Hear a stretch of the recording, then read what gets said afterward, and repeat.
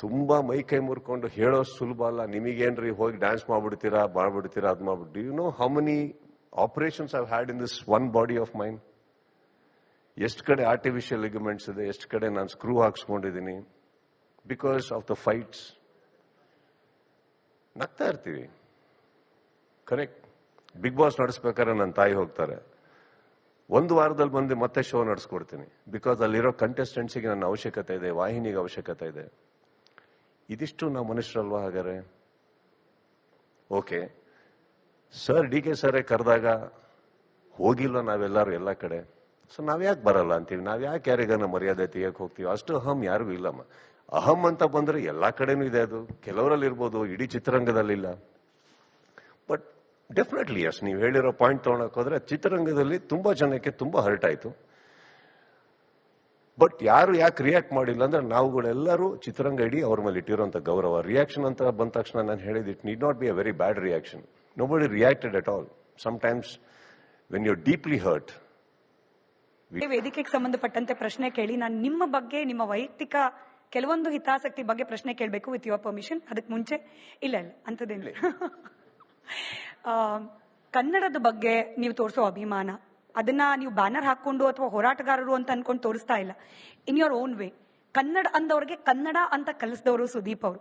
But ಆಚೆಯಿಂದ ಬರ್ತಾರೆ ಕಮಲ್ ಹಾಸನ್ ಅಂತ ದೊಡ್ಡ ನಟರು, ಕನ್ನಡ ಭಾಷೆಯ ತಾಯಿ ನಮ್ಮ ಭಾಷೆ ಅಂತ ಹೇಳಿ ಹೋಗ್ತಾರೆ. ಇಂಥದ್ದು ಗಮನಿಸಿದಾಗ ಸುದೀಪ್ ಅವರಿಗೆ ವೈಯಕ್ತಿಕವಾಗಿ ಒಬ್ಬ ಕನ್ನಡಿಗನಾಗಿ ಏನ್ ಅನ್ಸುತ್ತೆ? ನಾನು ಫಸ್ಟ್ ಮಾಡಿದ ರಿಪಬ್ಲಿಕ್ ಟಿವಿ ಹಾಕೊಂಡು ನೀವೇನ್ ಮಾಡ್ತೀರಾ ಅಂತ ನೋಡಿದ. ಏನ್ ಮಾಡಿದ್ರಿ ನೀವು?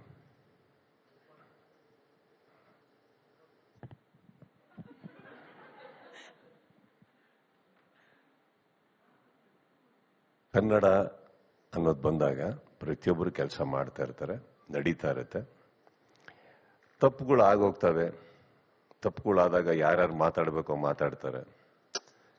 ಹೇಳ್ತಾ ಇದ್ದೀನಿ ಅಷ್ಟೇ, ಕರೆಕ್ಟಾ? ಇವಾಗ ದೊಡ್ಡ ದೊಡ್ಡ ರಾಜಕಾರಣಿಗಳು ನಮ್ಮ ಚಿತ್ರರಂಗದ ಬಗ್ಗೆ ಮಾತಾಡ್ಬೇಕಾದ್ರೆ ಅದ್ರ ಬಗ್ಗೆ ಮಾತಾಡುವಂತ ಸಂಪೂರ್ಣ ಅಧಿಕಾರದಲ್ಲಿ ಕೂತಂತವರೇ ಏನು ಮಾತಾಡ್ತಾ ಇಲ್ಲ ಅಂದಾಗ ನನ್ನಂತ ಬಹಳ ಪುಟಾಣಿ ಒಂದು ದೇಹ ಹಿಡ್ಕೊಂಡು ನೀವು ಕೇಳೋದು ತಪ್ಪಾಗುತ್ತೆ. ಬಿಕಾಸ್ ಒಂದಂತೂ ನನಗೆ ಗೊತ್ತಿರೋದು ಇಷ್ಟಂತೂ ಹೇಳ್ಬಲ್ಲೆ,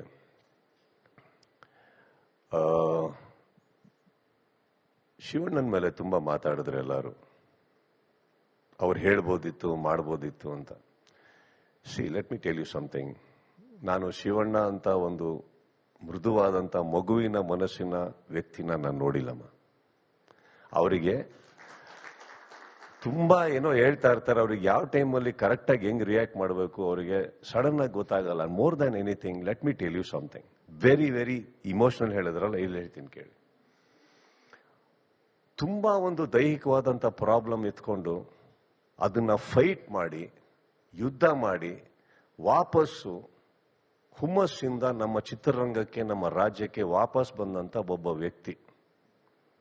ಅವರಿದೇ ಆಪರೇಷನ್ಗೆ ಹೋಗ್ಬೇಕು ಅಂದಾಗ ಪ್ರಾರ್ಥನೆಗಳು ನಡೀತಾ ಇತ್ತು, ಎಲ್ಲಾ ಕಡೆ ಇದನ್ ಮಾಡ್ತಾ ಇದ್ರಿ, ಕರೆಕ್ಟ್? ಏನಾರು ಎಡವಟ್ ಆಗ್ಬೇಕಿತ್ತ? ತುಂಬಾ ಜನ ಕಳ್ಕೊಂಡಿದೀವಿ ನಾವು ಆಲ್ರೆಡಿ. ಆ ವ್ಯಕ್ತಿ ಸರಿ ಹೋಗಿ ಇಲ್ಲಿ ಬಂದಿದ್ದಾರೆ ಅಂದಾಗ ಇದು ಬಹಳ ದೊಡ್ಡ ಟಾಪಿಕ್ ಏನಮ್ಮ ನಮ್ಗೆ. ಅಂದ್ರೆ ಅವ್ರ ಮೇಲೆ ಟಾರ್ಗೆಟ್ ಮಾಡೋದು. ಅವ್ರನ್ನ ಕರೆದ್ರು, ಅವ್ರು ಹೋದ್ರು, ಅವರಲ್ಲಿ ಕುತ್ಕೊಂಡ್ರು. ಕೆಲವು ಟೈಮ್ ನಿಮ್ ಸ್ಪೀಕರ್ಗಳು ವಾಲ್ಯೂಮ್ ಅಲ್ಲಿ ಯಾರು ಏನ್ ಮಾತಾಡ್ತಾರೆ ಕೆಳಗಡೆ ಕುತ್ಕೊಂಡವ್ರಿಗೆ ಕೇಳಿಸಿರಲ್ಲ. You have to give a benefit of doubt. Because ಒಂದಂತೂ ಸತ್ಯ, ಅವ್ರಿಗೆ ಏನಾರು ಅನ್ಸಿದ್ದಲ್ಲ ಅವ್ರು ಹೇಳಿರೋರು. ಈಗ ಮನೆ ಅತಿಥಿಯಾಗಿ ಅಲ್ಲಿ ಹೋದಾಗ ಅಲ್ಲಿ ಕುತ್ಕೊಂಡು ಅಲ್ಲೇ ಮಾತಾಡಕ್ಕಾಗ್ದಲ್ಲೇ ಇರ್ಬೋದು, ಆಮೇಲೆ ವಾಹಿನಿ ಮೂಲಕ ಹೇಳೋ ಇರ್ಬೋದು, ಗೊತ್ತಿಲ್ಲ ಯಾವ್ದು ವಿಚಾರಗಳು. Isn't it? I think today I know for one thing, ಬೇರೆ ವಿಚಾರ ನಾನು ಮಾತಾಡಲ್ಲಮ್ಮ. ಶಿವಣ್ಣ ಇಸ್ ಸಂಬಡಿ, ನಮ್ಮ ಚಿತ್ರರಂಗದ ಪರವಾಗಿ ನಾನು ಹೇಳಬೇಕು ಅಂದ್ರೆ he somebody we want to protect. We have already lost a lot, we need him.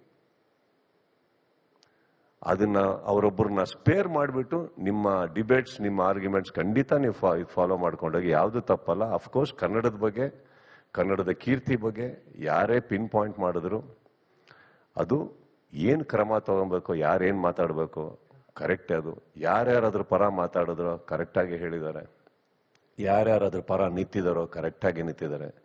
Kannada ನಮ್ಮ ಮಾತೃಭಾಷೆ, ಕನ್ನಡ ನಮ್ಮ ಜೀವ. ನಾವು ಕನ್ನಡ ಇಲ್ಲದೆ ನಮಗೆ ವ್ಯಕ್ತಿತ್ವ ಬಿಟ್ಟಾಕಿ ಐಡೆಂಟಿನೇ ಇಲ್ಲ. ನಾವು ಹೊರಗಡೆ ಹೋದ್ರೆ ಇವತ್ತು ನೀವು ಯಾರು ಅಂತ ಕೇಳಿದ್ರೆ ನಾವು ಹೇಳೋದೇ ನಾ ಕನ್ನಡದವನು. ಈಗ ನಾವೇನೇ ಒಂದು ಪಾರ್ಟಿಗೆ ಹೋಗ್ತೀವಿ, ಎಲ್ಲೇ ಹೋಗ್ತೀವಿ, ಊರು ಸುತ್ತಕ್ಕೆ ಹೋಗ್ತೀವಿ, ಕರೆಕ್ಟ್? ಏನ್ ಹೇಳ್ತೀವಿ ಲಾಸ್ಟಲ್ಲಿ? ಟೈಮ್ ಆಚೆನ ಮನೆಗೆ ಹೋಗ್ತೀವಿ ಅಂತೀವಿ ನಾವು. ಮನೆ, ಆ ಮನೆನೇ ನಮ್ಮ ರಾಜ್ಯ. ಇದನ್ನ ಉಳಿಸ್ಕೊಳ್ಳೋದಕ್ಕೆ, ನಮ್ಮತನ ಉಳಿಸ್ಕೊಳ್ಳೋದಕ್ಕೆ within the boundaries of legality, ಆ ಲೀಗಲ್ ಬೌಂಡ್ರೀಸ್ ಒಳಗಡೆ, ಕಲ್ಚರಲ್ ಬೌಂಡ್ರೀಸ್ ಒಳಗಡೆ ಇದ್ಕೊಂಡು ಏನ್ ಹೋರಾಟ ಮಾಡಬೇಕೋ ಮಾಡೋದ್ರ ತಪ್ಪೇ ಇಲ್ಲ. ಸುದೀಪ್ ಸರ್, ಇಷ್ಟೊತ್ತು ಸ್ವಲ್ಪ ಗಂಭೀರ, ಸ್ವಲ್ಪ ಚಿತ್ರರಂಗ ಎಲ್ಲಾ ವಿಚಾರ ಮಾತನಾಡಿದ್ವಿ. ಈಗೊಂದು ಸ್ಪೆಷಲ್ ಸೆಗ್ಮೆಂಟ್ ಇದೆ, ವಿತ್ ಯೋರ್ ಪರ್ಮಿಷನ್. ಇದು ನೀವು ನನ್ನ ನೀವು ಮೂಡ್ ಚೇಂಜ್ ಮಾಡೋ ತಕ್ಷಣ ಮೂಡ್ ಚೇಂಜ್ ಆಗ್ಬಿಡ್ಬೇಕಾ? ಆಗಲ್ಲ. ಇನ್ನೂ ಒಂದ್ 2-3 ಸೀರಿಯಸ್ ಕ್ವಶನ್. ಏನ್ ಅಡ್ಗೆ ಮಾಡಿದ್ರಿ sir? We all know that Sudeep sir love cooking. So ಏನ್ ಅಡ್ಗೆ ಮಾಡಿದ್ರಿ? ಲಾಸ್ಟ್ ಯಾವಾಗ ಮಾಡಿದ್ದು? I am trying to deal with what you are cooking now. You are going on cooking and cooking and cooking from there. ಇಲ್ಲಿ ಬರ್ಬೇಕಾರೆ ಏನಿಲ್ಲ sir, ಎಲ್ಲ personal ನಿಮ್ದು. ಹಿಂಗ್ ಉದ್ಧಾರ ಆದ್ರಿ, ಹೆಂಗ್ ಬೆಳೆದ್ರಿ, ಇಲ್ಲೇ ಇರ್ತೀವಿ ಸರ್ ನಾವು ಅಂತ ಹೇಳಿ ಕರ್ಕೊಂಡ್ ಬಂದಾಗ್ಲೇ ಏನ್ ಹೇಳಿದೆ? ಚಾನ್ಸೇ ಇಲ್ಲ, ಬರ್ಕೋ ಇದು ಇನ್ನೊಂದೆರಡು ಬರ್ಲಿ ದೊಡ್ಡದು. ಕಮಾನ್, ಗಂಭೀರ ಪ್ರಶ್ನೆ. ನಿಜವಾಗ್ಲೂನಾ ಸರ್? ಬರ್ರಿ, ರಿಟ್ಸ್ ಕಾರ್ಲ್ಟನ್ಗೆ ಯಾವಾಗ ರೇಡ್ ಆಗುತ್ತೆ? ಈಗ ಇಲ್ಲಿ ಯಾವ ರೂಮಲ್ಲಿ ಏನ್ ನಡೀತಾ ಇದೆ? ಚಲೋ.